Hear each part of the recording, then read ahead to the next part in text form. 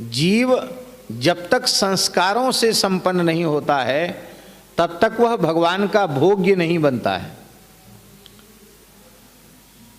भगवान का भोग्य अर्थात भगवान के योग्य।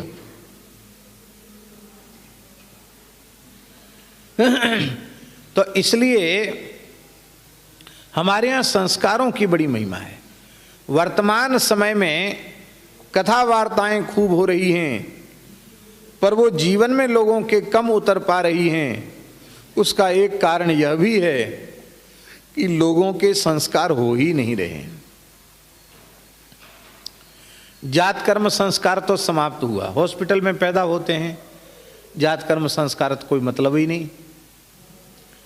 नालोच्छेदन संस्कार भी खत्म हुआ।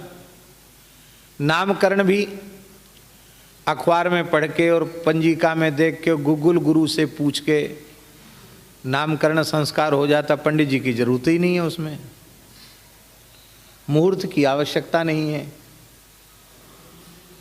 कोई संस्कार नहीं। विवाह संस्कार भी नाटक जैसा हो गया। अंत्येष्टि के बारे में तो लोग जानते ही नहीं। श्राद्ध तर्पण पिंडदान की परंपरा शिथिल हो गई। तो संस्कार शून्य समाज, उसकी स्थिति क्या है उसको कहने की आवश्यकता नहीं है, सबके सामने है। संस्कारों की बहुत महिमा है, बहुत महिमा है संस्कारों की। एक महात्मा ने कथा सुनाई हमको। बोले एक बार रानी ने राजा से शिकायत की कि महाराज एक ही राजकुमार है, वो भी 7 वर्ष का हो गया, दूसरी कोई संतति नहीं, कम से कम 1-2 बालक तो होने चाहिए। और तो राजा ने कहा कि देखो देवी, बात ऐसी है कि हमारे जो पंडित जी पुरोहित जी हैं बहुत बड़े विद्वान हैं, धर्मशास्त्र के, ज्योतिष शास्त्र के, तो उनसे बिना पूछे हम कोई काम नहीं करते हैं। वे जब गर्भाधान का मुहूर्त बताते हैं तब हमने गर्भाधान किया था, ये राजकुमार हुआ। तो अभी गर्भाधान का कोई उत्तम मुहूर्त ही नहीं आया।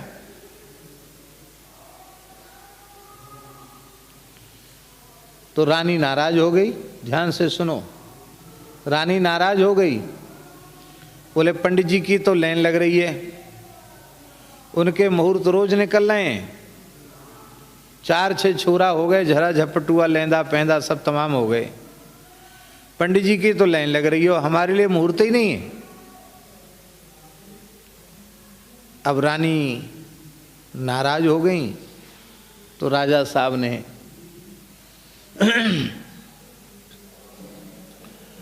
पंडित जी को कह दी, बात ऐसी है महाराज, रानी साहिबा बहुत रुष्ट हैं।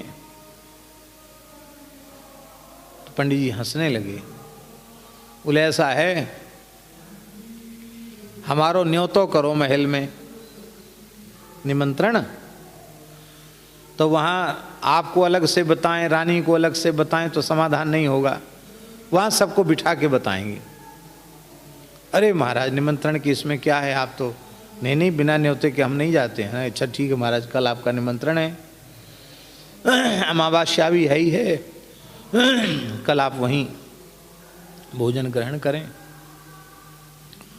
सुंदर पकवान मिष्ठान बनाए गए, पंडित जी के चरण प्रक्षालन किए गए, उनको सुंदर विशाल स्वर्णमय थाल में भोजन कराया गया, पान बीरी आदि उनको अर्पित किया गया, वस्त्र दक्षिणा आदि भी अर्पित किया गया। अब राजा सोचता था कि अब पंडित जी समाधान करेंगे, न्योता तो हो गया। तो पंडित जी ने समाधान कुछ नहीं किया। बोला हम समाधान तो पीछे करेंगे, पहले हमारे बच्चों को बुलाओ। हाँ ठीक। तो सेवक को भेजा, बोले पंडित जी के बालक उनको बुला के लाओ। पंडित जी के बालक आए, समझ गए ना। कोई नाक पहुँच रहा था, कोई मुँह पहुँच रहा था। खेलते कूदते उछलते कूदते आए, आके न राजा साहब को राम राम, किसी को कुछ नहीं। कोई पंडित जी के कंधे पे चढ़ गया, कोई गोद में बैठ गया, कोई उनको चोटी पकड़, चोटी खोल दी किसी ने, कोई चोटी खींचने लग गया। पंडित जी ने कहा, अरे देखो राजमहल है, राजा साहब हैं, राजा प्रणाम कर रहा है, इनको आशीर्वाद तो तुम ब्राह्मण बालक हो। वो सुने ही नहीं।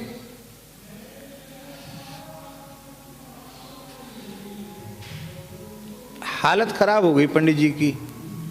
तब उनको कहा, भैया इनको बढ़िया कुर्ता टोपी सब दो, इनको भोजन कराओ।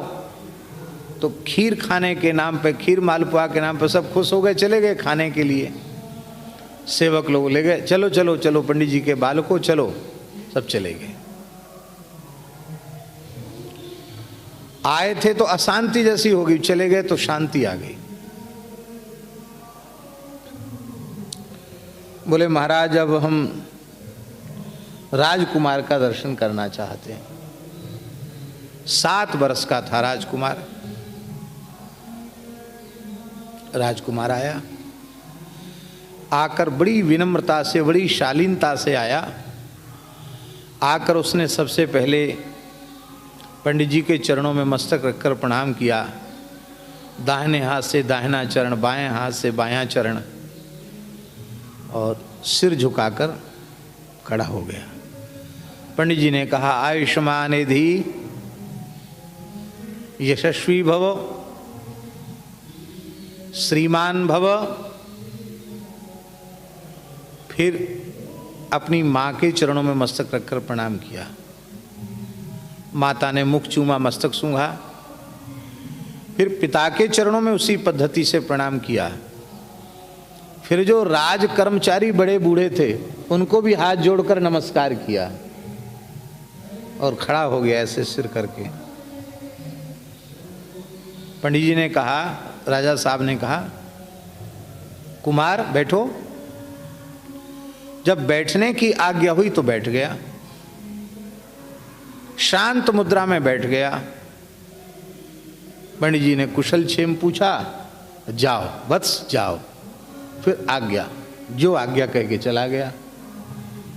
पंडित जी बोले रानी जी से कि ऐसी लाइन लगानी हो जैसी हमारे यहाँ लाइन लग रही है, ऐसी लाइन लगानी हो तो हमसे मुहूर्त पूछने की आवश्यकता नहीं है। और ऐसा राजकुमार चाहिए, ऐसा संस्कार संपन्न चाहिए जो आपके यश और मान और कीर्ति को बढ़ावे, धर्म की ध्वजा को सुरक्षित रखे। तो फिर आपको शास्त्र की आज्ञा का पालन करते हुए संस्कारों पर जोर देना ही पड़ेगा। ये कथा एक महात्मा ने हमको सुनाई थी लगभग 30-32 साल पहले। वो शायद ये कथा हमने पहली बार सत्संग में सुनाई है।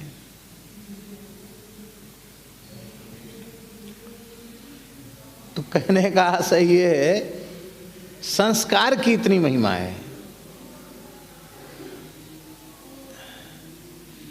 हीरा भी एक पत्थर होता है, खान से जब निकलता है, पर जब उसका संस्कार हो जाता है वो अमूल्य हो जाता है। संस्कार की बड़ी भारी महिमा है।